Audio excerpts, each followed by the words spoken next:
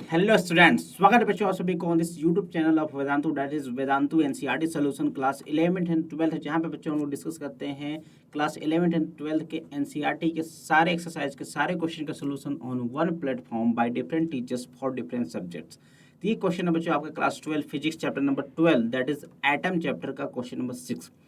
देखिए क्वेश्चन क्या रहा है बच्चों की, using the Bohr's model calculate the speed of the electron in a hydrogen atom in n is equal to 1 2 3 levels and calculate the orbital period in each of these levels। ठीक है, तो क्या है बच्चों की स्पीड निकालिए और उनका टाइम पीरियड भी निकालिए n is equal to 1 2 3 levels में। ठीक है भाई, चलो तो आपको क्या फार्मूला पता है स्पीड का? स्पीड का फार्मूला आप सभी को तो पता नहीं होगा, चलिए मैं बता देता हूँ कैसे निकाल सकते हैं। देखो भाई, तो जब कोई भी इलेक्ट्रॉन जो है बच्चों न्यूक्लियस के चारों ओर क्या कर रहा है, न्यूक्लियस के चारों ओर जब चक्कर लगा रहा है, तो उस कंडीशन में बच्चों आप सभी लोग जानते हैं कि उसके ऊपर लगता है कौन सा फोर्स, उसके ऊपर लगता है सर सेंट्रीपेटल फोर्स लगता है। ये सेंट्रीपेटल फोर्स कितना हो जाएगा बच्चों, mv²/r। अब ये जो सेंट्रीपेटल फोर्स है बच्चों, ये किसके द्वारा प्रोड्यूस होती है? तो this centripetal force is provided with the help of electrostatic force between the nucleus and the electron। ठीक है, न्यूक्लियस में अपने पास केवल एक क्या है बच्चों, प्रोटॉन है, हाइड्रोजन एटम की बात कर रहा हूँ, एक प्रोटॉन है और इलेक्ट्रॉन है। ठीक, तो उनके बीच लगने वाला जो इलेक्ट्रोस्टैटिक फोर्स होगा वो कितना हो जाएगा भैया? तो होता है सर ये 1/4πε0 सर E/E/r²। ठीक है, ये हो जाएगा। चलिए, तो यहाँ से बच्चों आप लोग देख सकते हैं कि अपने को क्या निकालना है भाई, अपने को निकालना है यहाँ से आ गया ये। ठीक है, तो यहाँ से आप लोग सभी लोग देख सकते हैं कि एक रिलेशनशिप ये आ गया अपने पास। क्या सर, मैं इसको लिख सकता हूँ, एक आर से एक आर हटा दो तो हो जाएगा सर mv² हो जाएगा सर 1/4πε0 E²/r।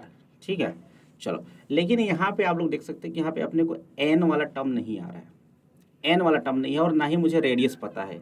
उस ऑर्बिट की रेडियस पता है क्या आपको? नहीं पता है ना?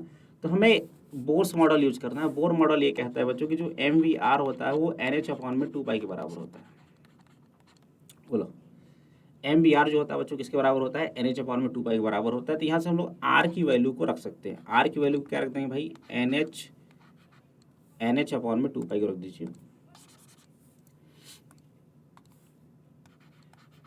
NH/2π इंटू कितना हो जाएगा बच्चों, आर की जगह पर क्या रख देंगे हम लोग? mv। ठीक है, तो आर की जगह पे बच्चों अगर आप यहाँ mv को यहाँ पे रिप्लेस करते हैं तो क्या हो जाएगा, जरा देख सकते हैं आप सभी लोग। तो हो जाएगा mv² = 1/4πε0। उसके बाद ये हो जाएगा बच्चों कितना, ये हो जाएगा E²/, आर की जगह हम लोग रखने वाले हैं NH/2π, n है NH/2π इंटू क्या हो जाएगा, NH/2π इंटू mv, है ना? तो mv चला जाएगा ऊपर। ठीक है, m से m चलो देखो चला जाएगा, एक v से एक v चला जाएगा, तो v इक्वल टू हम लोग डायरेक्टली लिख सकते हैं बच्चों, कितना हो जाएगा? 2π से 2π भी हटा दो तो हो जाएगा E² अपॉन में कितना हो जाएगा ये हो जाएगा सर अपने पास n इंटू 2ε0 इंटू h। क्या ये फार्मूला निकल के आ जाएगा? हो जाएगा, ठीक है, चलो सॉरी। तो अपने पास जो वेलोसिटी है बच्चों उसका फार्मूला निकल के आ गया E² में n into 2ε0 into h, right. अब n इज इक्वल टू 1 2 3 के लिए आप लोग निकाल लीजिए। तो v1 जो हो जाएगा कितना हो जाएगा बच्चों, E² 1.6 इंटू 10⁻19 का whole square divide by n is equal to 1 रख दीजिए।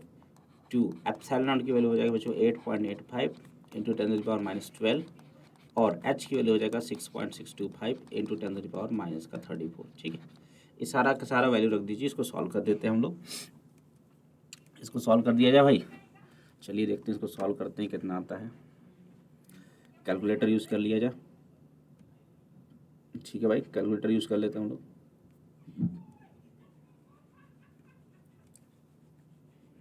तो कैलकुलेटर अगर आप लोग यूज़ करते हैं तो ये आ जाएगा भाई अपने पास 2 पॉइंट, जो v1 आ जाएगा ये हो जाएगा भाई कितना, 2.18 इंटू 10⁻, कितना हो जाएगा 6 मीटर प्रति सेकेंड।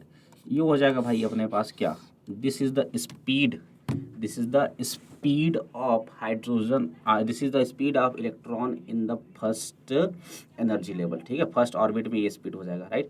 इसको बच्चों लोग अगर यहाँ पे देखें तो n इज इक्वल टू हमने 1 रखा था, तो इसको हम लोग इस तरीके से एक जनरल फार्मूला अगर हम बनाना चाहते हैं, जनरल फार्मूला भी बना सकते हैं, 2.18 इंटू 10⁶ हो जाएगा, इंटू 1/n भी हो जाएगा ये जनरल फार्मूला, ठीक है, अगर हाइड्रोजन एटम की बात करता हूँ तो ये फार्मूला हो जाएगा। तो यहाँ पे n की वैल्यू को सेपरेट रखते जाइए, 2 3 रखते जाइए, तो आपको v1 v2 v3 की वैल्यू निकल जाएगी। तो v2 आप लोग कैसे निकालेंगे बच्चों, तो वही है 2.18 इंटू 10⁶ में आप लोग 2 से डिवाइड कर देंगे तो हो जाएगा बच्चों 1.09 इंटू 10⁶ मीटर प्रति सेकेंड, राइट।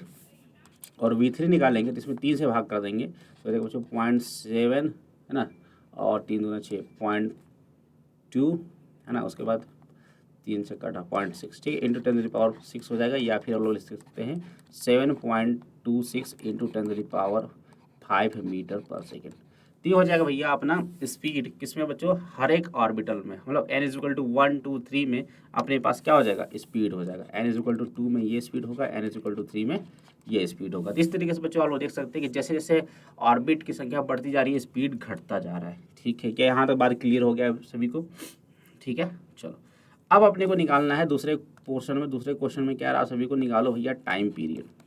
टाइम पीरियड निकालिए सारे के सारे ऑर्बिट्स में, n इज इक्वल टू 1 2 3 में टाइम पीरियड निकालना है, तो निकाल लो। देखो क्या हो जाएगा, टाइम पीरियड होता है बच्चों 2πr/, में स्पीड होता है। चलिए तो यहाँ से आप लोग देख सकते हैं बच्चों 2π, रेडियस की वैल्यू अपने को नहीं पता है, रेडियस की वैल्यू का आप लोग क्या रख सकते हैं भाई, रेडियस की वैल्यू का आप लोग क्या लिख सकते हैं, जरा देखें यहाँ पे, रेडियस की वैल्यू को हम लोग लिख सकते हैं NH/में mv हो जाएगा, है ना, NH/में 2π इंटू mv, है ना, तो कट जाएगा, सिंपल सी बात हो जाएगा, है ना। रेडियस की फार्मूला एक जनरलाइज फार्मूला होता है, आप सभी को क्या पता है, एक जनरलाइज फार्मूला रेडियस का होता है बच्चों, हमारे पास एक जनरलाइज फार्मूला होता है, मैं आप सभी को बता रहा हूँ रेडियस का, वो कितना होता है, तो सर ये होता है, रेडियस का फार्मूला एक जनरलाइज होता है, इसको मैं यहाँ पे ही रहने देता हूँ, ठीक है। रेडियस का एक जनरलाइज फार्मूला जो कि हम लोग जानते हैं ये होता है sir n square h² epsilon not divide by πm², ठीक है। ये भी फार्मूला वही डेरिवेशन कर देंगे आप लोग तो वहाँ से आ जाता है ना, क्योंकि इसमें देखिए स्पीड नहीं है। तो आर की वैल्यू को बच्चों आप लोग यहाँ पे सब्स्टिट्यूट कीजिए, आर की वैल्यू को जब सब्स्टिट्यूट करेंगे तो टाइम पीरियड जो निकल के आ जाएगा वो कितना हो जाएगा, आर की वैल्यू को जब सब्स्टिट्यूट करेंगे तो टाइम पीरियड देखो कितना आ जाएगा 2πr, 2πr की जगह आप रख दीजिए, आर की जगह आप इसको हम लोग रखने की कोशिश करते हैं तो हो जाएगा n² h² एप्सिलॉन नॉट, ठीक है भाई, n² h² epsilon not divide by πm² into speed हो जाएगा v। पाई से पाई हटा दो, पाई से पाई हटा दो, तो टाइम पीरियड का फार्मूला जो निकल के आता है, टाइम पीरियड का फार्मूला निकल के आ जाता है भैया अपने पास 2n², 2, या फिर मैं n² को अलग कर देता हूँ तो इसको लिख सकता हूँ मैं 2h² एप्सिलॉन नॉट अपॉन में me², 2h² epsilon not upon में me², और ये होगा भाई n² अपॉन में v, ठीक है, n² अपॉन v, ठीक है। चलिए अब ये देख सकते हैं बच्चों लोग, ये जो वैल्यू है कांस्टेंट है, क्या है, ये वैल्यू कांस्टेंट है, तो इसके लिए बच्चों इसका कांस्टेंट की वैल्यू एक बार निकाल लीजिए, बार बार कैलकुलेट करने की आवश्यकता नहीं होगी आप सभी को, इसकी वैल्यू आप निकाल कर सॉल्व कर लीजिए। तो मैं इसको सॉल्व करता हूँ, देखो t is equal to 2, h की वैल्यू 6.625 इंटू 10⁻34 का whole square into 8.85 into -12 divide by m, electron का मास 9.1 इंटू 10⁻31 kg होता है ना भाई, और E 1.6 इंटू 10⁻19 का होल स्क्वायर, और ये हो जाएगा भाई n² अपॉन में v, ठीक है। चलो time period t is equal to, अब ये बहुत बड़ा कैलकुलेशन, इसको सॉल्व कर लिया जाए कैलकुलेटर से, तो हो जाएगा भाई 2 इंटू 6.625 इंटू 6.625 इंटू 8.85, ठीक है, divide by 1.6 divide by 1.6 divide by 9.1, ये तो हो गया भाई कितना 33.33, और ये पावर में कितना हो जाएगा इसको मैंने लिख दिया 33.33 इंटू पावर में देखा जाए 10 की पावर में 34 दूना 68, तो 70 10 80 हो जाएगा ऊपर, यानी ऊपर हो गया 80 माइनस का, और नीचे हो जाएगा बच्चों 19 दूना 38 और 31, कितना हो जाएगा 3 3 6 69 हो जाएगा।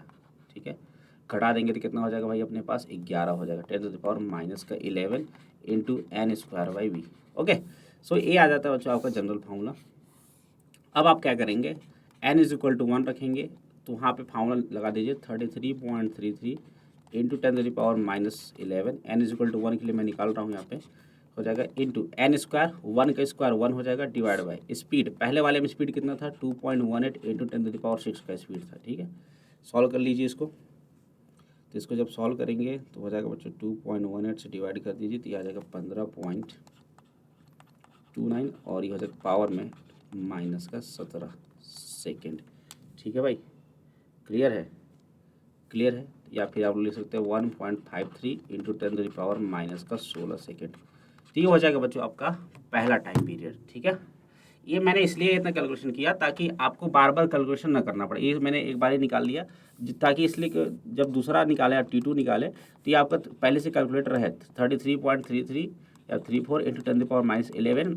अब n इज इक्वल टू 2 रखिए, n इज इक्वल टू 2 रखेंगे तो 2 का स्क्वायर 4, और इसमें स्पीड कितना था भाई 1.09 इंटू 10 टू पावर 6 था। ठीक है, इसको जब आप सॉल्व करते हैं, इसको आप जब सॉल्व करेंगे तो बच्चों इसका वैल्यू आ जाएगा 1.22 into 10 to the power minus का 15 सेकेंड आ जाएगा।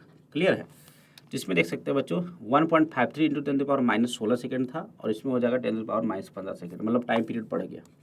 और n इज इक्वल टू 3 के लिए वही सेम फार्मूला रखेंगे, तो n इज इक्वल टू 3 के लिए रख दीजिए 33.34 into 10 to the power minus 11 into 3 का स्क्वायर 9, और यहाँ पे स्पीड कितना था बच्चों 7.23 कितना था 26 था इंटू 10 टू द पावर 5 था। ठीक है, जब आप इसको सॉल्व करते हैं तो इस कंडीशन में जो आपका स्पीड टाइम पीरियड निकल के आता है हो जाए 4.12 into 10 to the power minus का 15 सेकेंड। ठीक है, तो ये हो जाएगा भाई अपना टाइम पीरियड। क्लियर है, तो n इज इक्वल टू 1 2 3 में स्पीड निकाल लिया, और उसी प्रकार से बच्चों हमने निकाल लिया n इज इक्वल टू 1 2 3 में उसका टाइम पीरियड निकाल लिया। ठीक है, तो उम्मीद करता हूँ आपको सोल्यूशन समझ में आ गया होगा, लेंदी सवाल था लेकिन कोई बात नहीं, समझ में आ गया होगा। तो अगर वीडियो को लाइक कर दीजिएगा और वीडियो को शेयर कर दीजिएगा। मिलते हैं हम लोग नेक्स्ट वीडियो में, तब तक के लिए बाय बाय, टेक केयर, पढ़ते रहें।